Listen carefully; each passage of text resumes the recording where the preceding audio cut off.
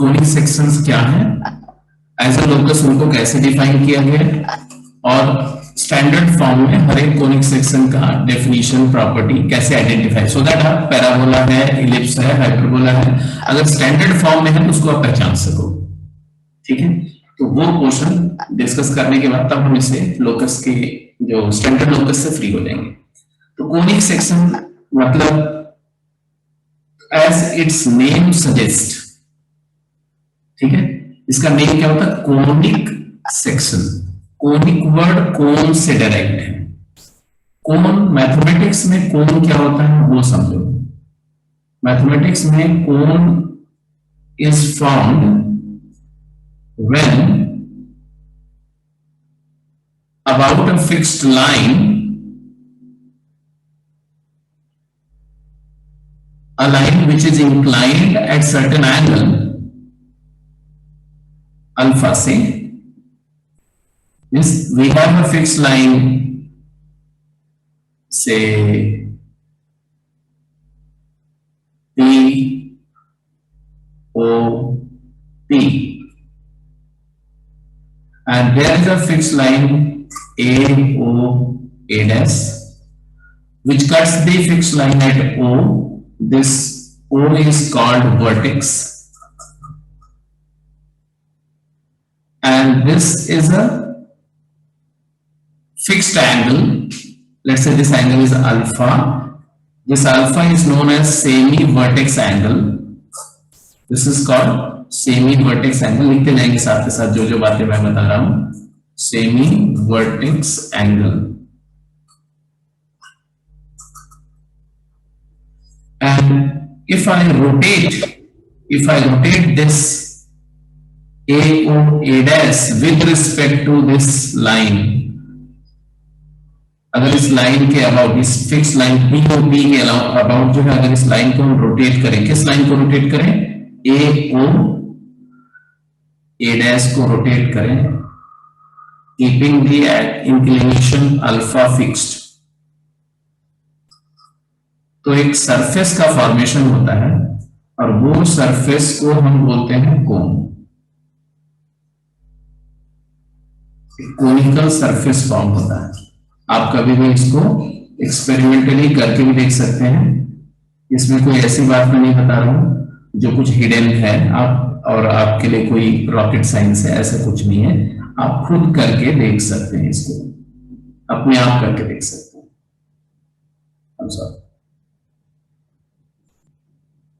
तो a cone will be formed।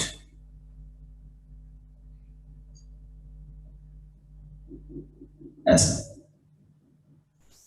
ठीक है, मतलब ऐसे एक लाइन के अबाउट, एक फिक्स लाइन के अबाउट एक दूसरी लाइन को ऐसे रोटेट करेंगे, ऐसे रोटेट करेंगे, रिवॉल्व करेंगे ऐसे। तो एक कोनिकल सरफेस, जैसे फनल होता है ना, जैसे फनल होता है उस तरह का एक सरफेस फॉर्म होगा, और इस सरफेस को कोनिकल सरफेस बोलते हैं, कोन।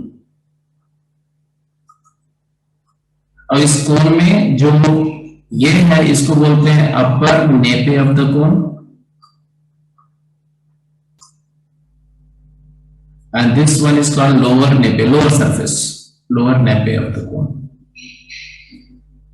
and ये जो है, इसको, ये जो फिक्स लाइन थी ना, ये वाली POP, this is called axis of the cone, axis about which the variable line AO A dash rotates। और इसको बोलते हैं, जो रोटेट कर रही लाइन, इसको बोलते हैं generator off the cone, generator या जनरेट्रिक्स ऑफ कोन। कोन समझ आ गया, डबल जैसा, डबल ऐसा एक कोनिकल सरफेस हुआ, हॉलो है ना, ये सरफेस है। और जब आप इस सरफेस को किसी प्लेन से स्लाइस करोगे, कट करोगे, प्लेन से, मतलब जैसे आप आइसक्रीम कोन ले लो और एक नाइफ ले लो और उस नाइफ से उसको स्लाइस करो इन डिफरेंट डायरेक्शंस। तो मैं कुछ डायरेक्शंस दिखा रहा हूं कि अगर आप परपेंडिकुलर टू एक्सिस अगर कट करो तो क्या होगा, एक एक्सिस से 30 डिग्री इंक्लाइंड एंगल पे कट करो तो क्या होगा, और अगर जनरेट्रिक्स के पैरेलल किसी लाइन के अबाउट कट करो, ऐसे उस लाइन उस प्लेन से कट करो, एक ऐसा प्लेन जो जनरेटर्स के पैरेलल हो, उससे कट करोगे तब क्या होगा, एक्सेट्रा। तो what will happen in such circumstances, if the cutting plane, अगर यहां से कट कर रहे हो इसको, तो ये जो एक फ्रस्टम बनेगा ऐसा, तो उसका जो ये सरफेस आएगा, ये सॉरी ये कर्व आएगा ऐसा, जिसके अराउंड कट होगा, ये कर्व जो है इसको बोलते हैं सर्कल। तो सर्कल कैसे मिला, सर्कल मिला एक प्लेन और एक कोन को कट करके, इसलिए सर्कल भी कोनिक सेक्शन है। इसी तरह से जब इस कटिंग प्लेन को थोड़ा इंक्लाइंड कर दोगे, ऐसे कट करोगे, ऐसे यहां से कट करोगे, तब कट करके ऐसा एक इलोंगेटेड सर्कल मिलेगा, ऐसा इलोंगेटेड सर्कल।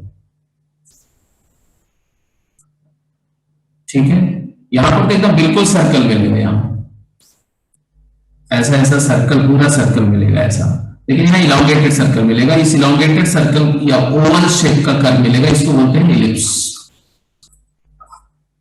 ठीक है, परपेंडिकुलर टू एक्सिस अगर कट करोगे, ऐसे कट करोगे, ऐसे कोन है और कोन को जस्ट एक्सिस के नॉर्मल 90 डिग्री पे कट किया तो सर्कल मिलेगा, और 90 से थोड़ा टिल्ट करके कट किया तो इलोंगेटेड ओवल शेप का सर्कुलर पाथ जैसा मिलेगा, उसको इलिप्स बोलते हैं।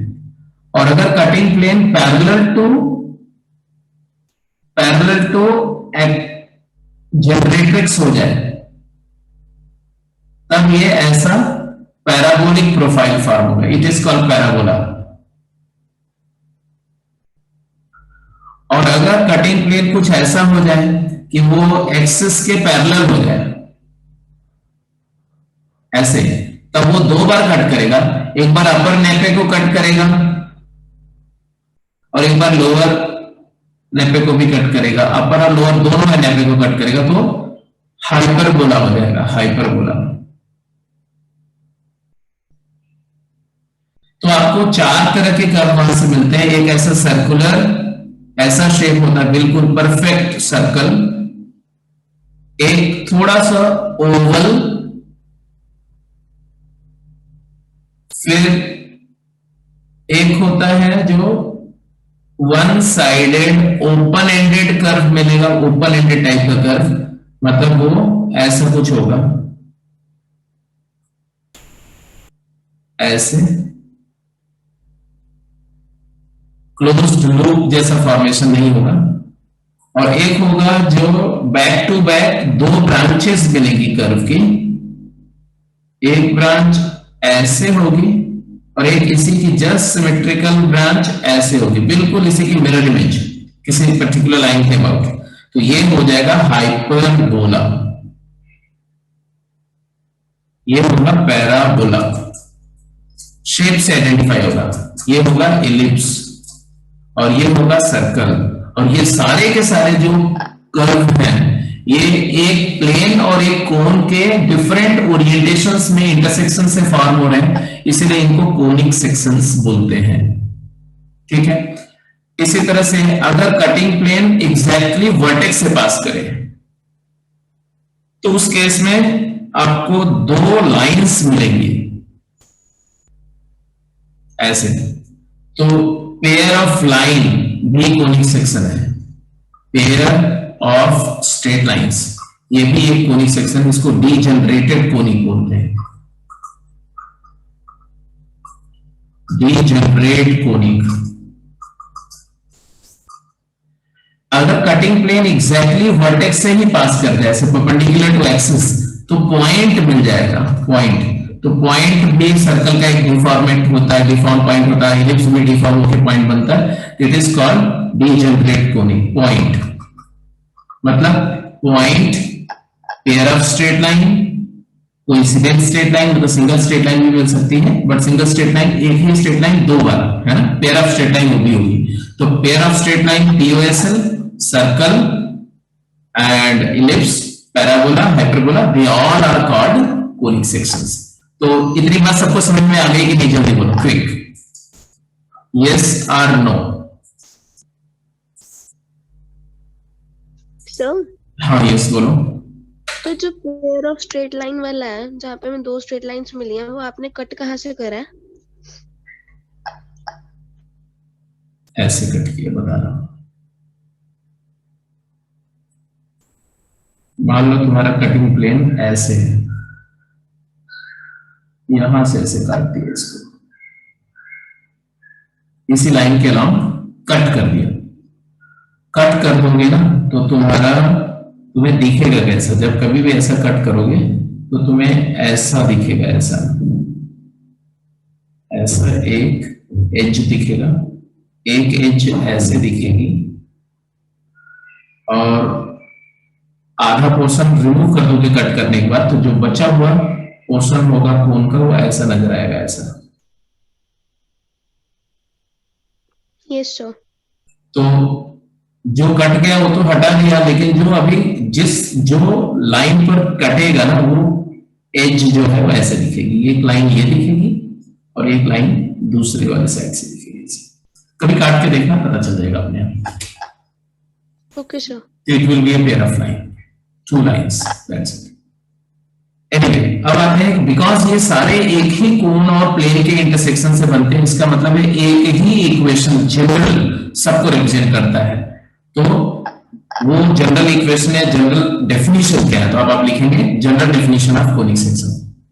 कोनिक सेक्शन की डेफिनेशन एज अ लोकस, तो आप हेडिंग देंगे conic section as a locus.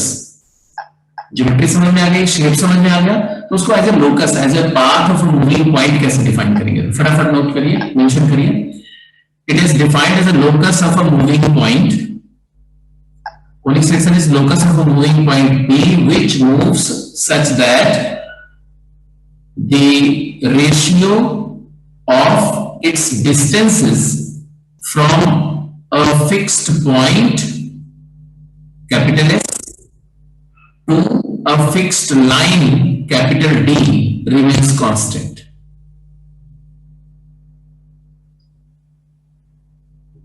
तो ऐसे समझो,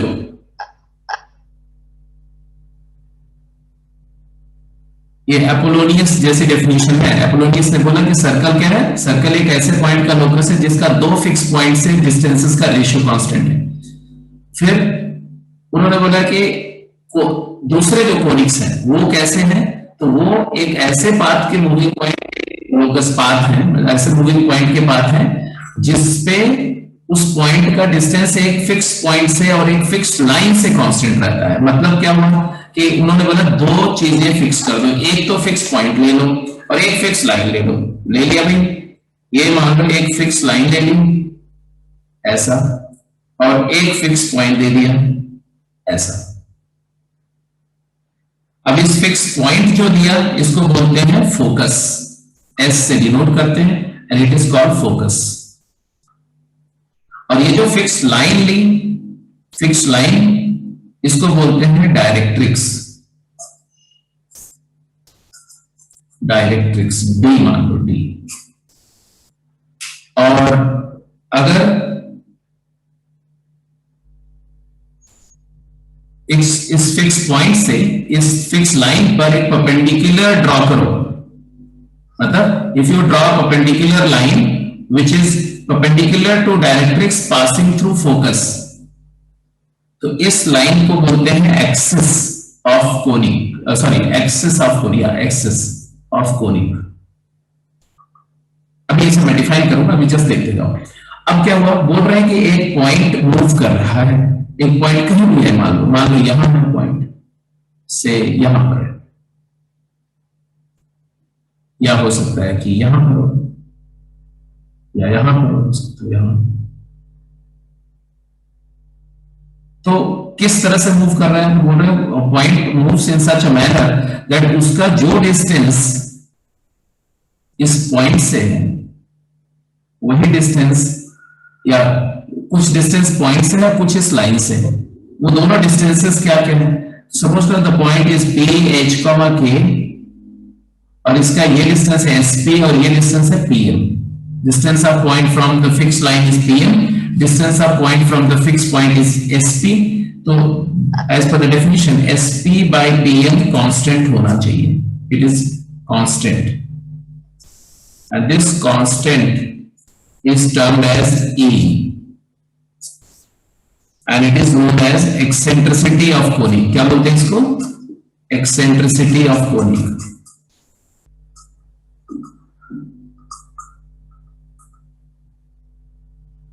तो आई रिपीट, एक बार फिर से पढ़ो। बोल रहे एक पॉइंट मूव कर रहा है, मान लो पॉइंट मूव करते हुए पहले यहां का पॉइंट है ना, फिर वो मूव करके किसी दूसरे पॉइंट पे चला गया, मान लो यहां आ गया। तो अभी भी ये जो डिस्टेंस है और जो ये डिस्टेंस है, ये दोनों डिस्टेंसेस का रेशियो नहीं चेंज होना चाहिए। डिस्टेंसेस चेंज होगी बट रेशियो नहीं चेंज होगा। यहां आ गया तो भी उसका ये जो डिस्टेंस है और ये डिस्टेंस है, इसका रेशियो सेम रहना चाहिए। अगर कोई पॉइंट इस प्रॉपर्टी को फॉलो करते हुए मूव कर रहा है, यहां आ गया, तो ये जो डिस्टेंस है और जो ये डिस्टेंस है, ये रेशियो बदलना नहीं है, ratio remains same. If sp by pm remains constant, sp changes, pm changes, but the ratio doesn't change, तो path is called conic section। और उस conic section में s is called focus of conic section, this line is called directrix of conic section, the line perpendicular to directrix and passing through focus is called axis of conic section, and axis जहां पर conic के locus को cut करेगी, इसको बोलते हैं vertex of conic section.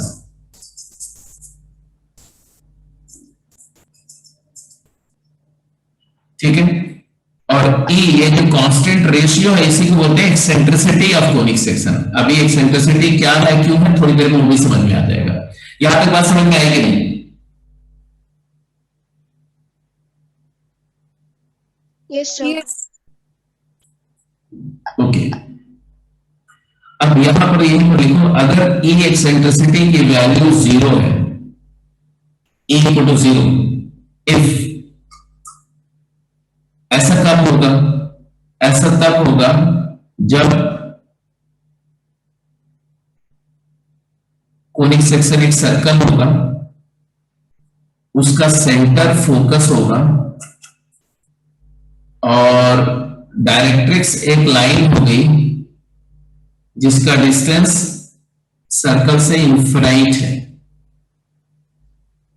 तो SP is radius and PM becomes infinity. It is line at infinity. Directrix is a straight line at infinity. तो ऐसे कोनिक का SP by PM 0 हो जाएगा, रेशियो 0 हो जाएगा, तो E 0 है, इसको बोलते हैं सर्कल। ये आइडियल कोनिक है, सर्कल। तो क्या बोला आपने, circle is a conic section having eccentricity 0। अब एक्सेंट्रिसिटी वर्ड पे आते हैं जरा। सर्कल की डायरेक्ट्रिक्स क्या है, it is a straight line at infinity, और इसका फोकस क्या है, सेंटर। तो SP by PM हमेशा R by infinity that is 0 हो जाएगा, E एक्सेंट्रिसिटी। अब एक्सेंट्रिसिटी का मतलब क्या है, एक्सेंट्रिक वर्ड का क्या मीनिंग होता है, एक्सेंट्रिक का क्या मीनिंग होता है ये बताओ। एक्सेंट्रिक मतलब क्या होता है, कभी आपने एक्सेंट्रिक वर्ड सुना है लाइफ में, कभी आपने सुना वो बंदा एक्सेंट्रिक है? हाँ, सुना है कि नहीं सुना? No sir. कभी सुना नहीं? तुम लोग तो कोविड में एकदम घर में बंद हो गए और लाइफ के बारे में कुछ पता ही नहीं है। जब कोई इंसान एबनॉर्मल हो जाता है, थोड़ा खिसक जाता है, क्रैक हो जाता है, तो उसको एक्सेंट्रिक बोलते हैं। अब नॉर्मल मतलब जो कन्वेंशनल या नॉर्मल बिहेवियर से डेविएट कर जाता है। एक्सेंट्रिक मतलब डेविएटेड फ्रॉम नॉर्मल।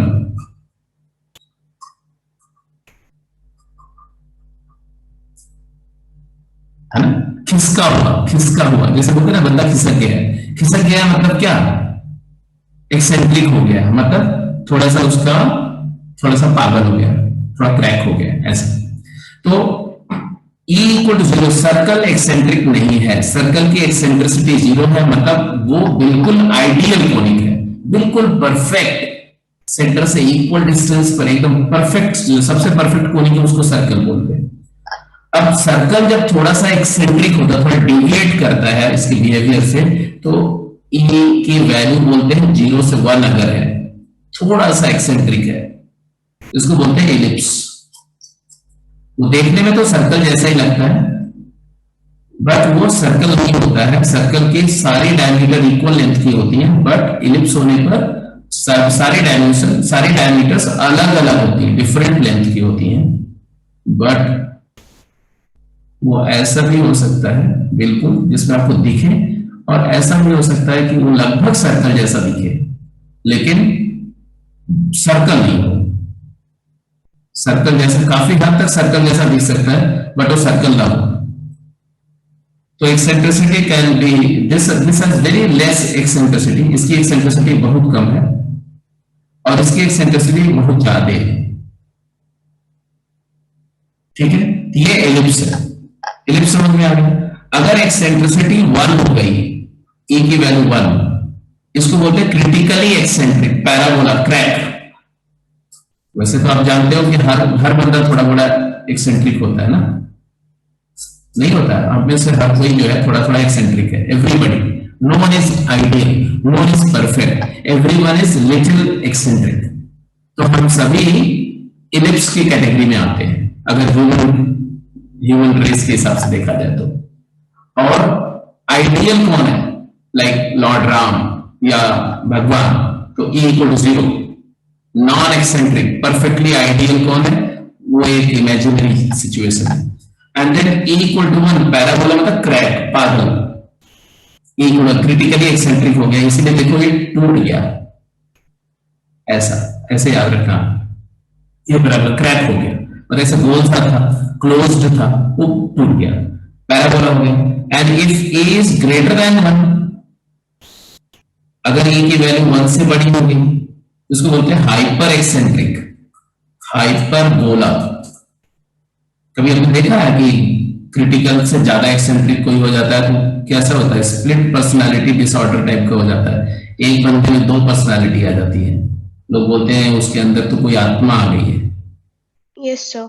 है ना? तो ऐसे लोग क्रिटिकल, डबल पर्सनालिटी, देखो एक जैसे बिल्कुल दो अपोजिट, इंटायरली अपोजिट फेस करते हुए 2 कर्व हो गए, तो हाइपर एक्सेंट्रिक या हाइपरबोला इसको बोलते हैं। ठीक है, जैसे कि सिजोफ्रेनिया एक डिजीज होती है जिसमें इंसान जो है वो 2 बंदों जैसा बिहेव करने लगता है, बिल्कुल डिफरेंट बिहेवियर होता है। इस पर कई सारी मूवीज भी बनी है।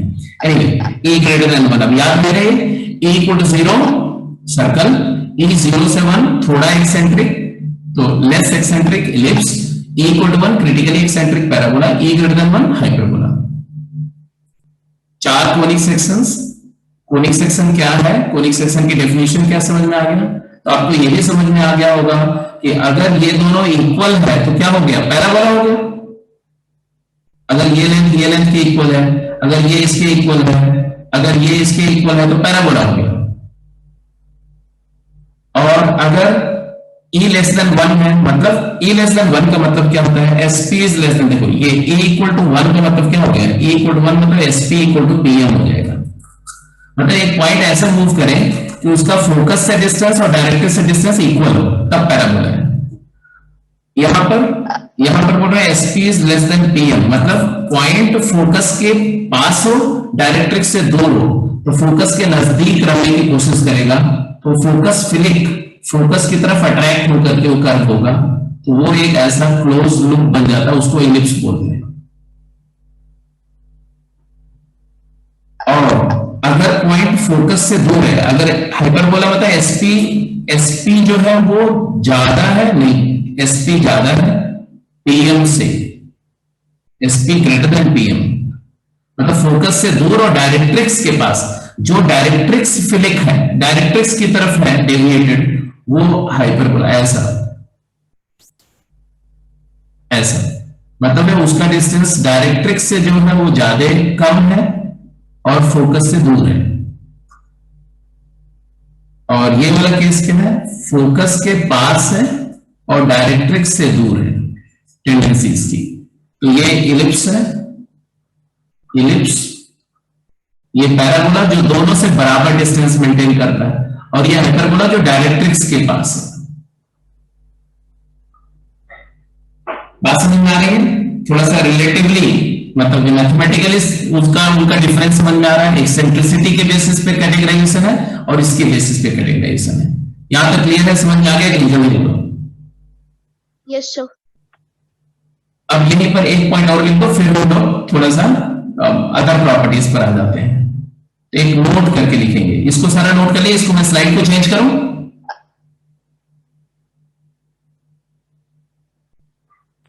Yes sir. ओके, अब आप एक जगह नोट करके लिखेंगे। इसको विदाउट प्रूफ अभी आपको समझना है, इसके प्रूफ जो है आपके सिलेबस में नहीं है। That ax square plus 2hxy plus by square plus 2gx plus 2fy plus c equal to 0। मैंने कुछ बताया था आपको कि ये most general equation of degree 2 है, याद आया कुछ? यस सर, बताया था। ये डिग्री 2 का एक्स वाई में डिग्री 2 का मोस्ट जनरल इक्वेशन है। And it represents all conics, it represents conic section, ऐसे बोलो। ये कोनिक सेक्शन की जनरल इक्वेशन है। अंडर डिफरेंट कंडीशंस, तो कब ये कोनिक सेक्शन, तो इसका इसके कॉरेस्पॉन्डिंग एक एक्सप्रेशन है जिसको हम डेल्टा बोलते हैं, वो लिख दो आप ऐसे ही, बाद में ये सब प्रूफ होगा। A B C plus 2fgh minus af square minus bg square minus ch square equal to 0। ये क्वांटिटी a क्या है, x स्क्वायर का कोएफिशिएंट, b क्या है, y स्क्वायर का कोएफिशिएंट, x क्या है, हाफ कोएफिशिएंट, g है हाफ कोएफिशिएंट x, f है half coefficient y, c constant term है, h x y के कोएफिशिएंट का हाफ है। तो अगर a b c f g h आप फाइंड करके ये कंडीशन में पुट करो, अगर ये क्वांटिटी 0 आती है तो हम बोलते हैं कि conic section will be straight line. Then above equation represent pair of straight line, then equation represents pair of straight line POSL। and अगर डेल्टा 0 नहीं है then it represents other conics। other conics कौन कौन से? other conics का मतलब या तो इलिप्स, या तो हाइपरबोला, या तो पैराबोला, या तो सर्कल। तो वो कंडीशंस क्या क्या है वो देखो। पहला कंडीशन, सर्कल कब रिप्रेजेंट करता है? सर्कल, तो सर्कल रिप्रेजेंट करता है if a equal to b and h equal to 0। I hope याद होगा आपको, ये तो हमने प्रूव किया था ना कि x square plus y square plus 2gx plus 2fy plus c0, तो सर्कल रिप्रेजेंट करता है। और अगर डेल्टा नॉन जीरो होना चाहिए, समझो डेल्टा नॉन जीरो है और ये कंडीशन फॉलो हो रही तो सर्कल हो गया। और पैराबोला कब रिप्रेजेंट करता है? पैराबोला, तो पैराबोला रिप्रेजेंट करेगा जब उसका h का स्क्वायर ab के इक्वल हो जाए, माइनस ab इक्वल टू 0 हो जाए, तब पैराबोला रिप्रेजेंट करेगा। और अगर h square minus ab less than 0 हो जाए तो इलिप्स रिप्रेजेंट होगा।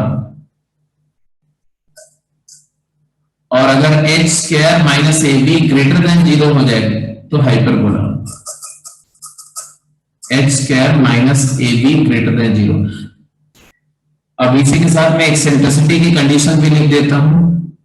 यहां पर एक्सेंट्रिसिटी ग्रेटर देन 1 है, ध्यान दो, ग्रेटर देन 1 ग्रेटर देन 0 बिल्कुल मैच करेगा। यहां पर एक्सेंट्रिसिटी लेस देन 1 होता है, यहां पर एक्सेंट्रिसिटी इक्वल टू 1 होता है। यहां इक्वल टू 0, यहां पर लेस देन 0, यहां तो ग्रेटर देन 0। और सर्कल में एक्सेंट्रिसिटी e 0 ही हो जाता है। ठीक है जी, तो दिस इज हाउ, आपको अगर जनरल इक्वेशन दिया जाए तो कैसे आप जजमेंट लेंगे कि भाई ये क्या रिप्रेजेंट कर रहा है। अब चलो एक क्वेश्चन करो, यहां तक क्लियर हो गया, इसको नोट कर लिया, तो मैं एक क्वेश्चन देने जा रहा हूं।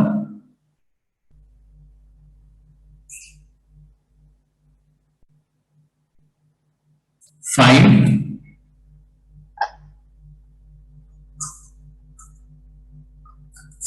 the equation of conic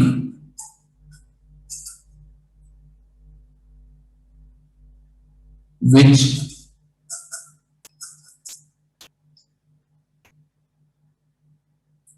has, या ऐसे मत लिखो, find the equation of conic की बजाय लिखो equation of locus of moving point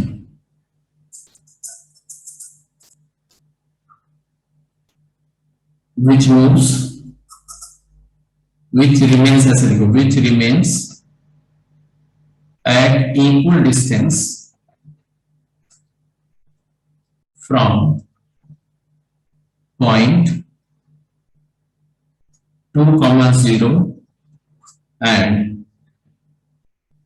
line x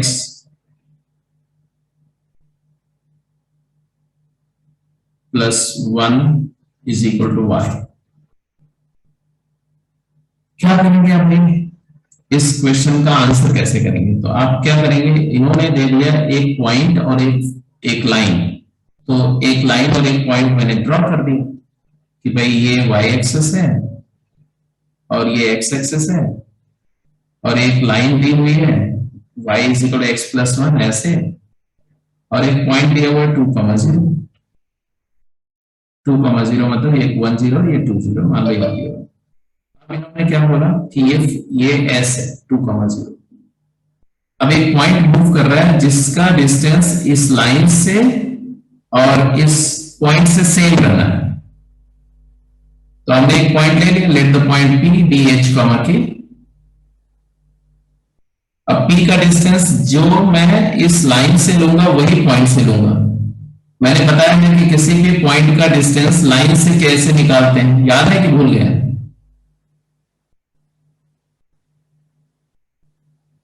point distance of point from a line, distance of a point from a point, तो ये pm हो गया। तो ऑब्वियस सी बात है कि ये कुछ ऐसा एक कर्व आएगा ऐसा, तो ये कर्व कैसा होगा? तो आपने बोला SP इक्वल टू pm ले लिया, हाँ या ना? ऐसे लेंगे ना? क्या बात है, तुम लोग कुछ बोल नहीं रहे हो?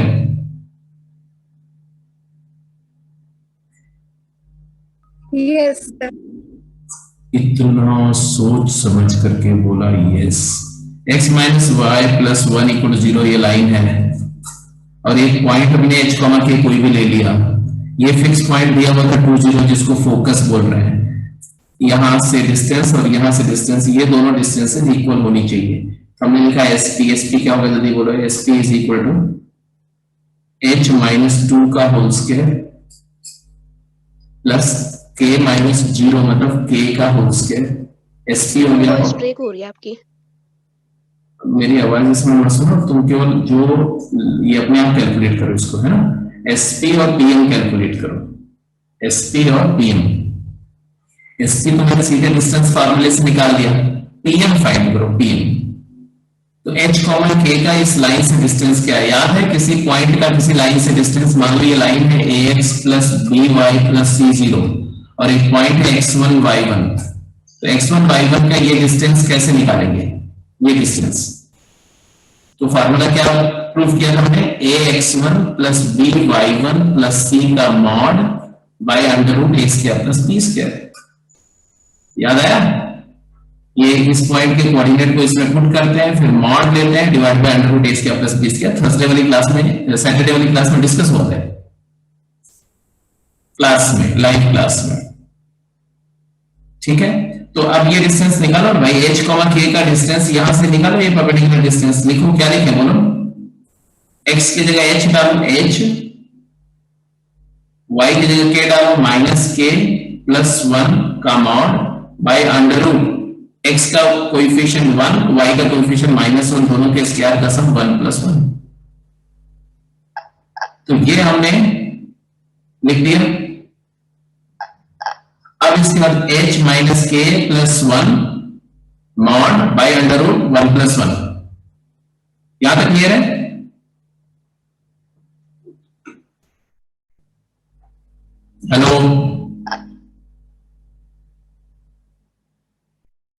Not Audible?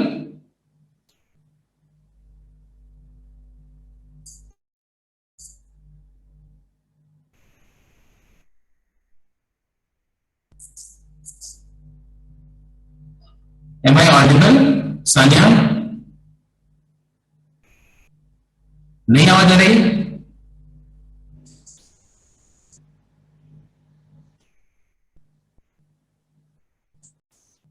ठीक है, तो एसपी लिख दिया और पीएम लिख दिया, यहां पे समझ में आ रहा है? अब एच को एक्स लिख दो और के को वाई लिख दो बेटा। तो अगर आप इसको इधर ले जाकर √2 को स्क्वायर कर दो तो आपको यहां से आएगा 2 times H square plus K square minus 4h plus 4 is equal to, यहां पर आ जाएगा h माइनस के प्लस 1 का होल स्क्वायर, और यही लोकस आ गया, h को x लिख दो और k को y लिख दो। तो आपके पास जो आएगा वो 2x square plus 2y square minus 8x plus 8, right side में जो आएगा वो h स्क्वायर प्लस k मतलब x square plus y square minus 2xy minus 2y plus 2x plus 1 आएगा। थोड़ा सिंप्लीफाई करोगे तो अपने पास आपके पास x square plus y square plus 2xy minus 10x plus 2y plus 7 equal to 0, ऐसा एक इक्वेशन आएगा। It is a general conic section, it is a general parabola, general equation of parabola.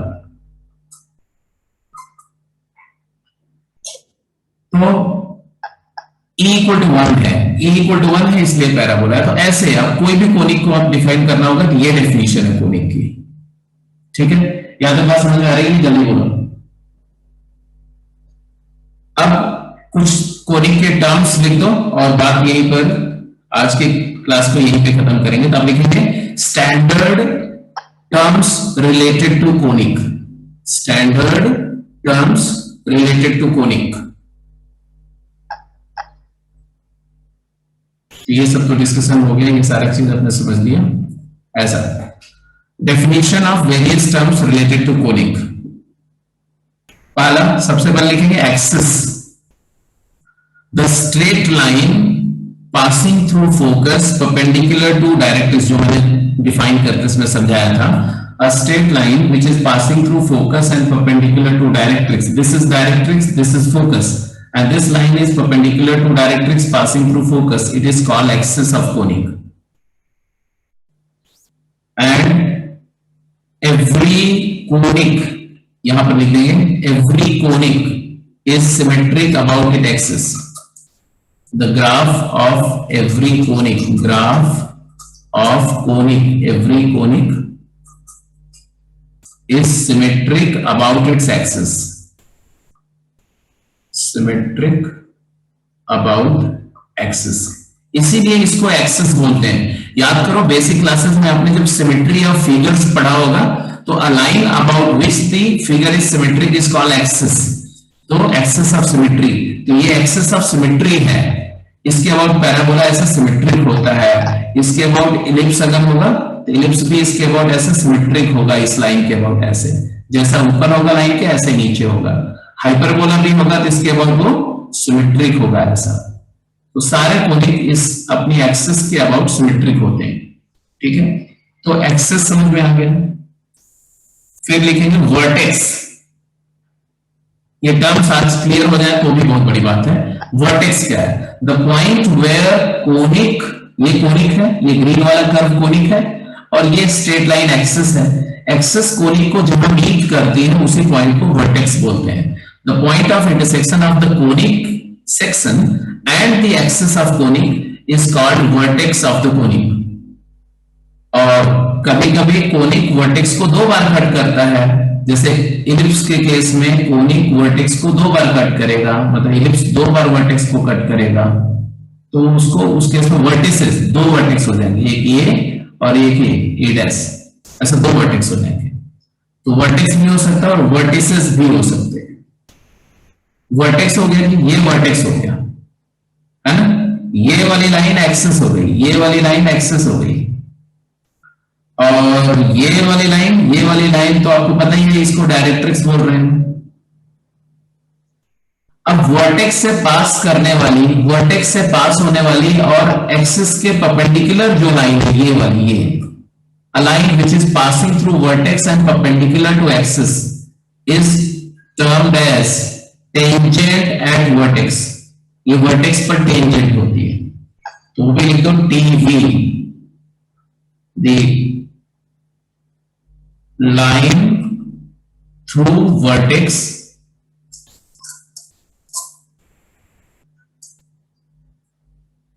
perpendicular to axis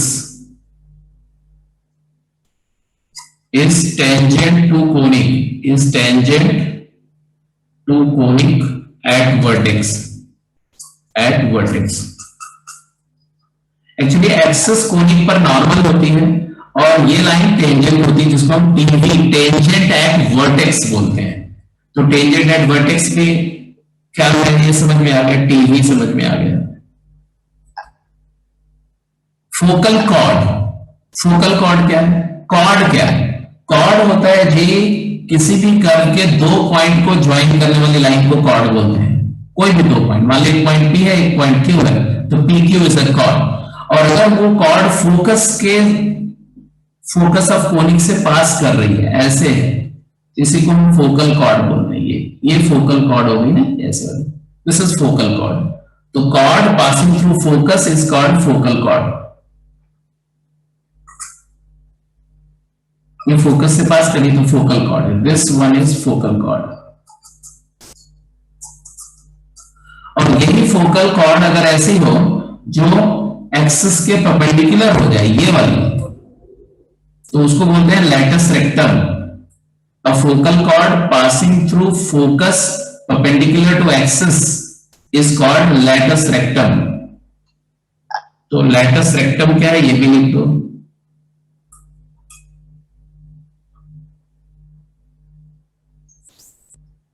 A focal chord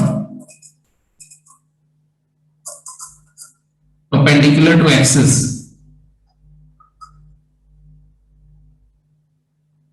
is called latus rectum।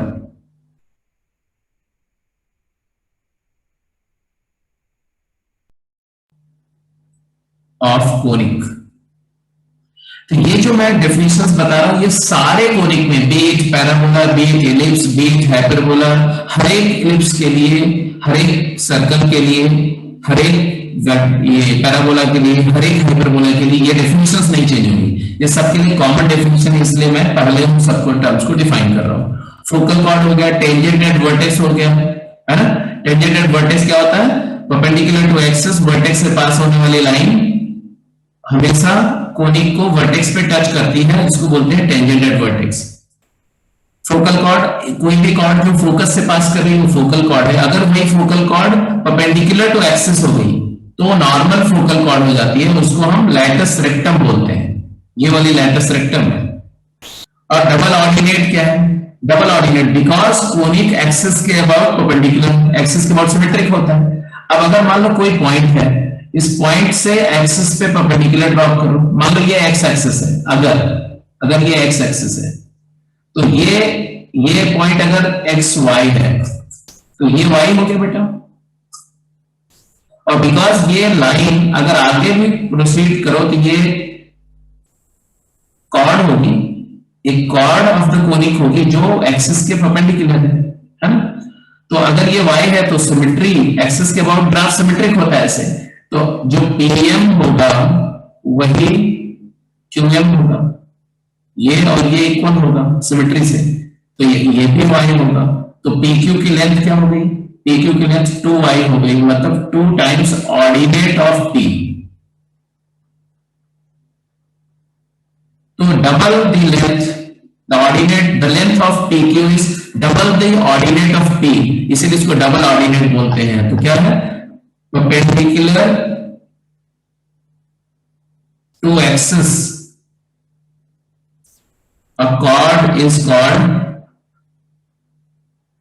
is known as double ordinate.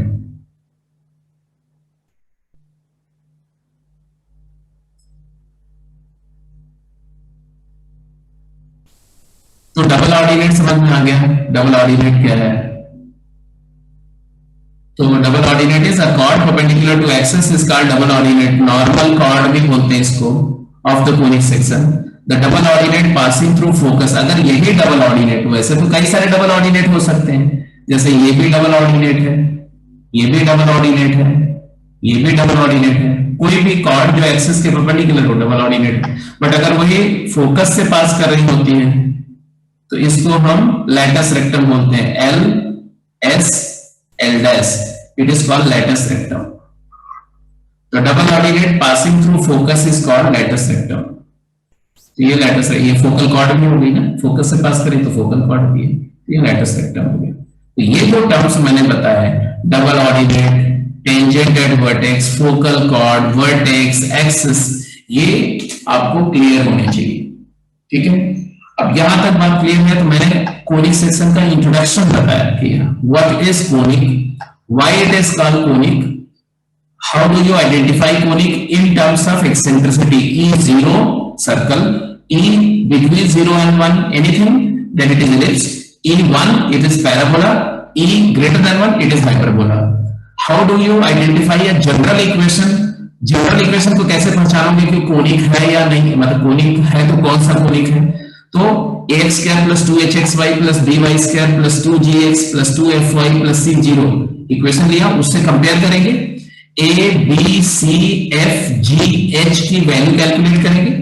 x square का coefficient, y square का coefficient, x का coefficient का आधा ले लो, g y के coefficient का half कर दो, f कांस्टेंट टर्म c और xy के कोएफिशिएंट का हाफ कर दो तो h आ जाएगा। फिर वो डेल्टा कैलकुलेट कर लो, abc plus 2fgh minus af square minus bg square minus c square. वो वैल्यू 0 आ गई, पेयर ऑफ स्ट्रेट लाइन है। अगर वो वैल्यू 0 नहीं आई तब आप a और b इक्वल है, h 0 है तो सर्कल। अगर x स्क्वायर और ab को सब्ट्रैक्ट किया और 0 आ गया तो parabola, less than 0 h square minus ab less than 0 आ गया तो एलिप्स, ग्रेटर देन 0 आ गया तो हाइपरबोला। तो चाहे एक्सेंट्रिसिटी के बेसिस पे करना हो तो भी आपको आना चाहिए। अगर डेल्टा और h और ab के बीच रिलेशन वो देख के करना हो तो भी आपको आना चाहिए। फिर कोनिक सेक्शन की डेफिनेशन एज अ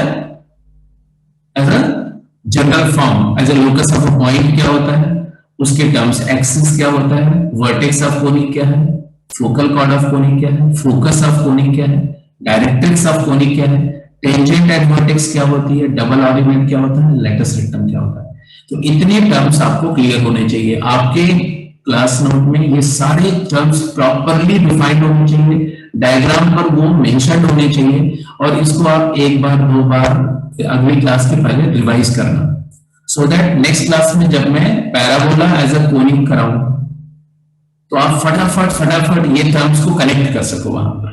ठीक है, इलिप्स एज अ कोनिक कराऊं तो आप कनेक्ट कर सको, हाइपरबोला एज अ कोनिक कराऊं तो कनेक्ट कर सको। ये नहीं कि मैं बोल रहा हूं एक्सेंट्रिसिटी तो तुम बोलोगे एक्सेंट्रिसिटी क्या होती है ना, मैं बोलिए डबल ऑर्डिनेट बोले ये क्या होता है सर, डबल ऑर्डिनेट क्या होता है। तो जब तक आप इसको अपने दिमाग में इसकी सारी टर्मिनोलॉजी इसको सेट नहीं करेंगे तब तक आप एंजॉय नहीं करेंगे क्लास को।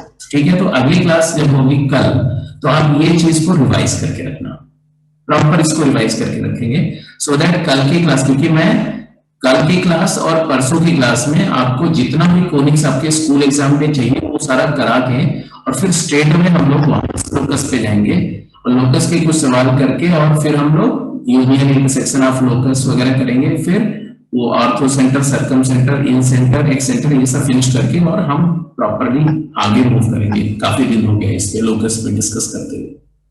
ठीक है जी, तो आप इसका ध्यान रखेंगे। तो कल क्लास है? देख लो, रखना है तो रखो, नहीं तो कल रहने देते हैं। नहीं सर, मैंने जितेंद्र सर से पूछा था तो उन्होंने मेरे को कहा था हाँ। ट्यूसडे को क्लास नहीं है। नहीं, उन्होंने बोला था कि एक दिन ऑफ रखने के लिए, तो एक दिन ऑफ रख लेते, कोई दिक्कत की बात नहीं। और अगर रखना चाहते हो तो रख लेते हैं, मुझे कोई प्रॉब्लम नहीं है। एक्चुअली देखो, कल की क्लास में डाउट तो होगा नहीं क्योंकि आपके डाउट ज्यादा है नहीं, तो रख लो थोड़ा सा, मतलब कि थोड़ा पैराबोला सीख जाओगे। सर रख लो। ठीक है, यस सर। ठीक है, गुड इवनिंग सर। ओके बेटा, गुड इवनिंग, टेक केयर।